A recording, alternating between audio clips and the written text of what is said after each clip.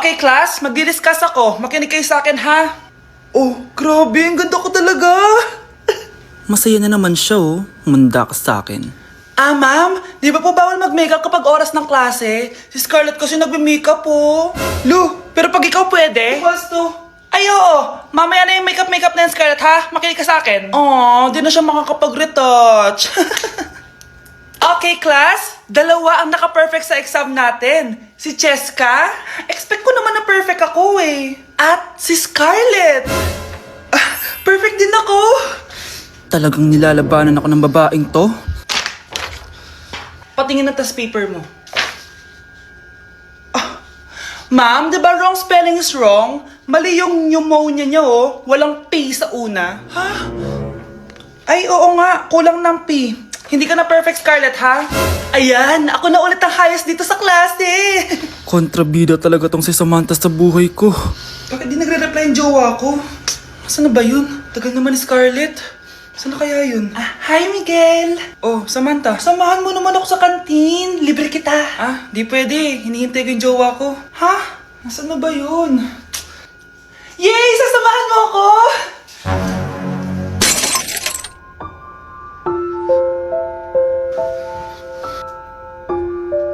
Ha? Wala naman ako sinabi! Scarlett? Mainis ka lang, dapat lang sa'yo. Lahat na lang kinukuha sa akin ni Samantha. Ibubunyag ko na yung sikreto ng pamilya niyo. OMG! Grabe yung baha, oh! For sure marami naman nakurakot si Dad. Paldo! Oh, Cheska, ba't ang aga mo? Di ba traffic kasi baha? Ay, opo ma'am, baha nga po eh. Kaya pinag-helicopter na ako ni Daddy para safe ako. Kawawa nga po yung mga tao eh. Wow, sana all. Yes Daddy? Opo, nandito na po ako sa school. Yung baon ko 1 million ha, send mo na. Ha? 1 million yung baon niya? No! Binasa mo yung Chanel bag ko! Sorry, Cheska. Alam mo ba kung magkano to, ha? 600,000 to! Mas mahal pa to sa bahay nyo! Napakamahal naman yan.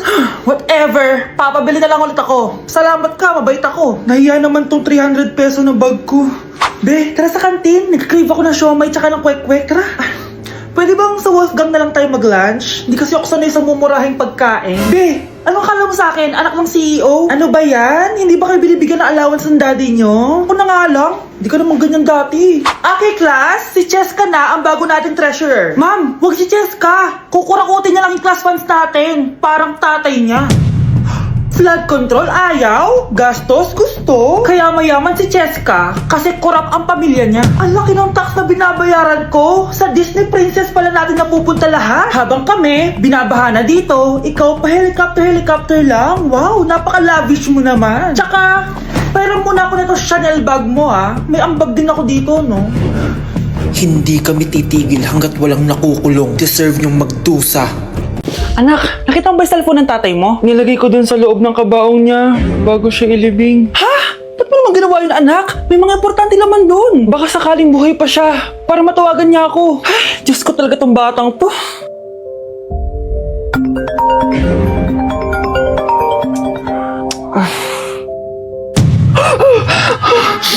Matawag si tatay.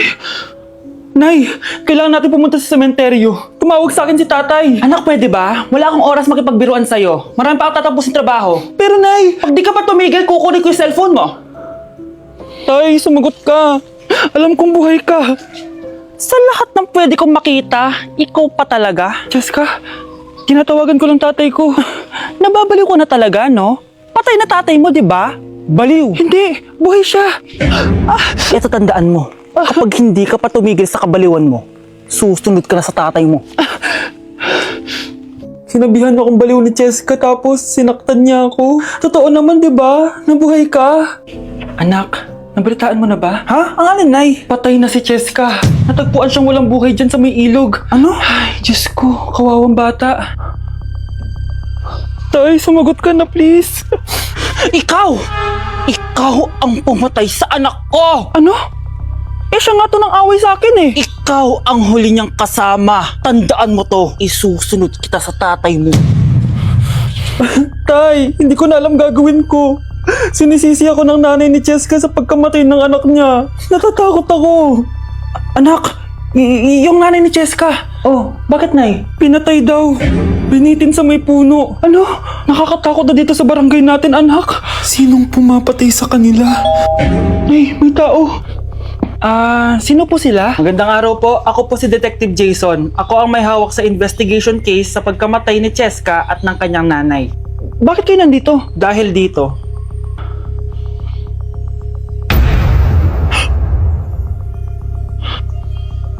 Nay, ikaw pumatay sa kanila? Oo, anak. Narinig ko lahat ng mga sumbong mo sa tatay mo. Cellphone ni tatay. Pinangako ko sa tatay mo bago siya mamatay na poprotektahan kita kahit makapatay man ako ng tao. Sumama ka sa akin, ma'am, para ma-interview ka namin. Tandaan mo to, anak. Kahit nasa kulungan ako, poprotektahan kita. Tumawag ka lang. Gusto ko lang maging malinaw sa inyo na dito sa klase ko, ako ang nasusunod. Naintindihan? Ma'am, ito po yung assignment ko. Anong klaseng assignment to? Parang ginawa lang ng bata. Mababa lang grades mo dito, ha? Pinaghirapan ko yung assignment na yan. Sino ang pambansang bayani natin? Ma'am, Scarlett. Ang pambansang bayani natin ay si... Oops! Napakabagal mo sumagot. Ang pambansang bayani natin. Straight to the point ang kailangan ko sagot. Ayusin yung sumagot, ha? Hindi na kayo elementary. Opo, ma'am. Pinayagan ba kita kumain sa loob ng klase ko? Ma'am. Akin na yan. Kung ayaw niyong binabastos kayo, wag niyo akong bastusin. Ay, oo, be. Kain tayo sa labas mamaya, ha? Hala, galit na si ma'am. Umalis lang ako saglit, ganyan na kayo. First meeting pa lang natin, pinapakita nyo ng mga ugali nyo. Buti pa yung kabilang section, tahimik lang. Kayo na ata ang worst section na napuntahan ko. Kung kami ang worst section, ikaw ang worst teacher. Sorry po, ma'am. At dahil dyan, bibigyan ko kayo ng maraming assignment. Ma'am? Oh, Scarlett, kamusta ka? Sana ikaw na lang ulit teacher namin. Ang sungit ng bago naming teacher eh. Hayaan mo. Next quarter, ako na ulit ang magiging teacher nyo. Talaga, ma'am? Thank you, Lord! Okay, class! Namiss nyo ba ako? Bumalik na si ma'am! At dahil first meeting natin, hindi muna ako magli-lesson. Gusto nyo ba yon? Ma'am, pwede po kami kumain sa kantin? Sure! Oh, yung mga gustong kumain, kumain na. Gawin nyo na lahat ng gusto nyo gawin. Basta, today lang yan ha. Next week, magli-lesson na tayo. Grabe, ang bait talaga ni ma'am, no? True be, kaya favorite ko yan si ma'am eh. Tara na, kain na tayo. Okay, class, what is the powerhouse of the cell? Scarlett? Ano ba yun? Starts with letter M.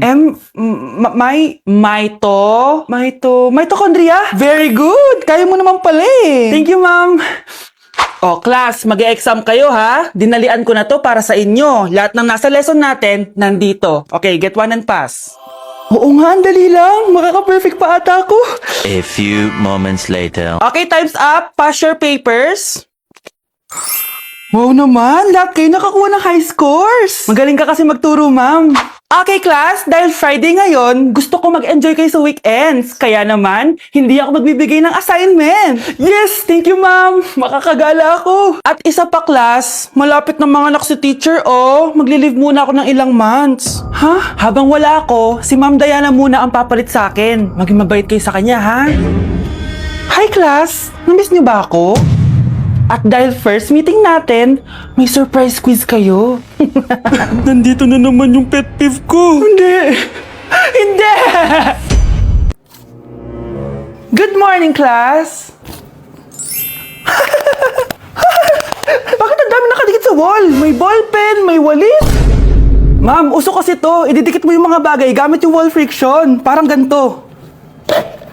O, di ba, ma'am? Ano? Wall friction? Hoy! Baka mahulog ka dyan! Sus, kung mga bata to. Kung ano-ano kasi nakikita nyo sa TikTok na yan eh. Try ko naman tong calculator. Ang saya! Tingnan nyo, dami ng gasgas ng wall, oh. Tanggalin nyo na yan. Kung hindi, i-absent ko kayong lahat. Guys, si ma'am naman na idikit natin sa pader. Hoy! Mangulong niya kayo! Ma'am, huwag kang matakot, ma'am. A few moments later. Hoy! Ibaba niyo ako dito! Guys, dismiss na daw tayo, sabi ni ma'am. Uwian na! Hoy! Isusumbong ko kayo sa principal! Yuck! Ang cheap naman ang uniform nila. Mukhang maasim. Walang class. 2025 na Android pa din ang cellphone. Kahit siguro Messenger naglalag dyan.